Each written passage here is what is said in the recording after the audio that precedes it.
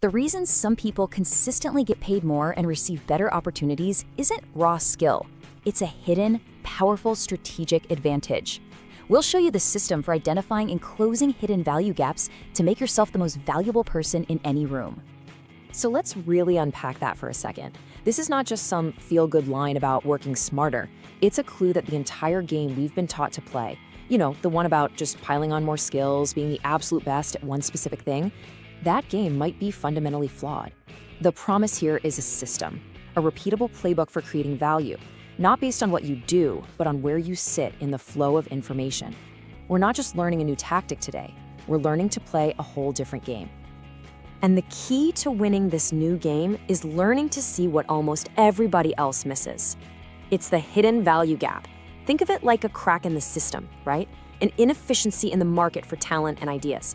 It's pretty much invisible to most people, but once you know how to spot it, that's where all the leverage, all the real opportunity is hiding. And the tool we're going to use to find and exploit that gap is a powerful strategy called social arbitrage. So what is social arbitrage? It's a really simple but profound idea. The greatest value in any system isn't usually found in the individual pieces, the skills, the data, the resources themselves. No, it's in the connections between them. Social arbitrage is the art of becoming that essential bridge. You see, you don't need to be the best coder and the best marketer. You just need to be the person who connects the brilliant coder to the crucial marketing insight at the exact moment it's needed most. You're not just playing the game anymore. You're the catalyst. You profit from the flow, not just the asset.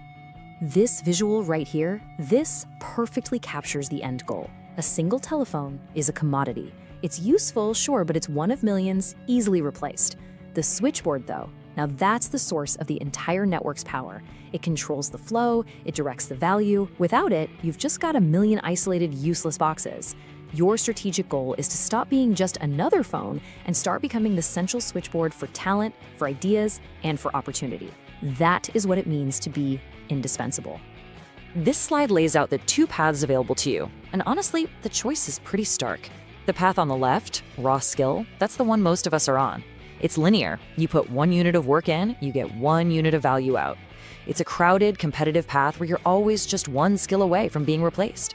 But the path on the right, strategic connection, that's exponential. 1 single introduction, 1 perfectly timed piece of information can create this cascade of value for dozens of people. And every bit of that value traces right back to you, the connector. You're no longer just a cog in the machine. You're the engineer who's designing how the machine works. But look, to adopt this new model, we first have to really understand the problem that holds most people back. It's something we call the uniform skill problem. You ever feel this? You're getting better at your job, you're mastering your craft, but your career trajectory has just flatlined. You feel like you're running faster and faster just to stay in the same place. This isn't a personal failure. This is a structural problem in the modern workplace. This invisible wall you're hitting is made of 3 things. First, uniform skill. The reality is your colleagues are also smart and skilled. Competing on skill alone becomes a game of inches, a real race to the bottom.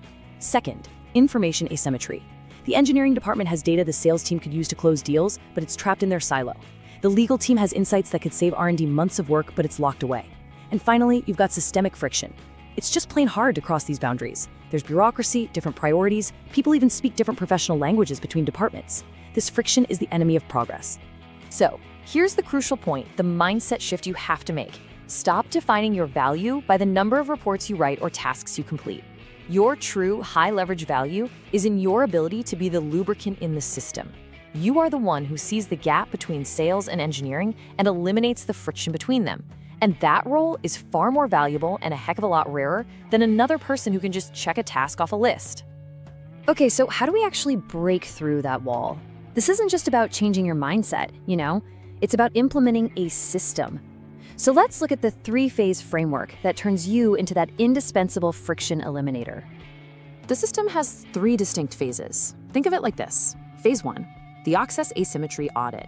That's about seeing the map, identifying where value is trapped. Phase 2, the Reciprocity Game, is all about building the alliances and the social capital you need to move that value. And Phase 3, Compounding Indispensability, is about fortifying your position so this value flow becomes permanent and just keeps growing over time. The entire system is powered by finding something called access asymmetry. This is the arbitrage opportunity we're talking about. For example, your network of old university friends might have a ton of knowledge about venture capital, while your professional network at a big corporation is completely starved for that same information.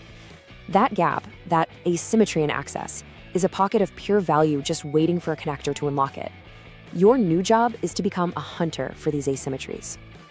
In the engine you use to close these gaps, it's the Reciprocity Game, and it's driven by what we call a career karma mindset. And this is absolutely critical. This is not about keeping a transactional scorecard of you owe me one. It's the exact opposite. It's about proactively and constantly delivering value and making connections for other people, building up this massive surplus of goodwill. You play the long game, knowing that the reputation you build as a value creator will bring opportunities back to you tenfold. So now that we know what the system is, we need to understand why it's so incredibly powerful. This isn't some soft skills fluff. This is basically hacking the human operating system. It works because it plugs directly into some of the most fundamental drivers of our behavior. First, you're harnessing the deep-seated psychological principle of reciprocity. When you do someone an unexpected, meaningful favor, like connecting them to the one person who can solve their biggest problem, they are hardwired with an intense social obligation to repay you. By consistently providing value first, you're building an army of allies who are psychologically primed to help you down the road. Second, every successful connection you make acts as what psychologists call a mastery experience. Basically, it's a small win. It proves to your own brain that you're capable and effective. This builds what's called self-efficacy, your belief in your ability to get things done. And it creates this incredible positive feedback loop. The more connections you make, the more confident you become, which then fuels you to go out and find even more opportunities to connect. And third, this system brilliantly leverages the science of networks. Decades of research show that game-changing information and opportunities rarely come from our close friends, our strong ties. Why? Well, they tend to know the same people and the same stuff we do. The real gold is in our weak ties, our acquaintances, people in different departments, or even different industries. They are our bridges to entirely new worlds of information. Social arbitrage is just a systematic process for activating these incredibly high-value weak ties. Okay, theory is great, but let's make this tactical, right now. Here is the exact, non-negotiable protocol you can use to implement the system starting today. We've seen the three-phase strategy. Now, let's drill down into the non-negotiable protocol, the daily actions you take to actually make it happen. It's the same three ideas, but we're framing them as your tactical playbook. Audit, deploy, and compound. This is how you put the theory into practice. For the next 7 days, your primary job is not to talk, but to listen. Seriously, in meetings and conversations, listen for the pain points. Listen for phrases like, "we just can't seem to get any traction with," or "if only we knew what the finance team was planning." Your goal is super simple. Identify just one bottleneck, one single point of high friction that is caused by a broken or a non-existent connection. That's it. And this slide gives you the exact playbook for what you do next. Once you've found a need, you execute the connector drill. Let's walk through it. Step 1, identify the need clearly. Be specific. Step 2, figure out who can solve it. Scan your entire network, especially your weak ties, for the right person. Step 3, and this is crucial, get permission. You have to run a double opt-in. Email both people separately and ask if they're open to an introduction. This respects their time and it primes them for a great conversation. And finally, step 4, make the connection. A simple, clean intro email is all it takes. In that moment, you have literally manufactured value out of thin air. You've become the bridge. But you are not done. Step 3 is to compound your indispensability with what we call the 3 buys maintenance rule. After you make a really high-value connection, you have to follow up with them at least 3 times. This could be a check-in email, a relevant article you send their way, or just a quick call. The first follow-up shows you care. The second shows you're consistent. But the third solidifies that relationship in their mind and makes you a permanent, high-trust node in their network. By running this protocol consistently, you engineer a fundamental shift in your professional identity. You move from being just a producer, a task completer, to a strategic connector, an architect of value. So let this sink in. This is the crucial point. The entire game of professional value is completely misunderstood. While everyone else is racing to become a slightly better technician, you can step aside and become the architect of the system itself. Stop competing on raw skill. Start mastering the strategic skill of connection. So I'll leave you with this to act on immediately. What is the biggest access asymmetry in your world right now? Where is value trapped, just waiting for you to unlock it? Okay, as we close this out, let's recap the core mission. Remember that social arbitrage solves the problem of uniform skill and systemic friction. And why that matters is that it provides a systematic way to gain disproportionate professional leverage. The Access Asymmetry Audit and Reciprocity Game are the framework, and they work by tapping into the psychology of how you build social capital and strengthen your own self-efficacy. And the ultimate lesson in all of this?